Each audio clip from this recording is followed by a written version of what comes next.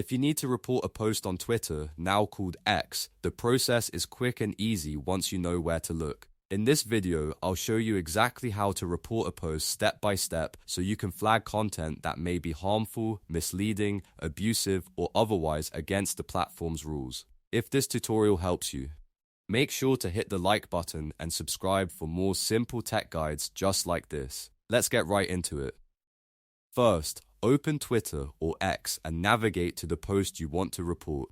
You can do this from your home feed, a profile page, search results, or wherever you found the post. Once you're on the post, look to the top right corner of that post and click the three dots, also called the More icon.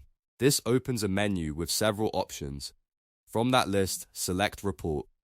After that, Twitter will start guiding you through the reporting process. Follow the on-screen prompts carefully and choose the reason that best matches the issue you're reporting. You may be asked to specify whether the post is spam, abusive, misleading, or another type of violation. In some cases, you'll see extra questions to help narrow down the complaint, so just answer those as accurately as possible. Once you've completed the prompts and submitted the report, Twitter will review it based on its policies.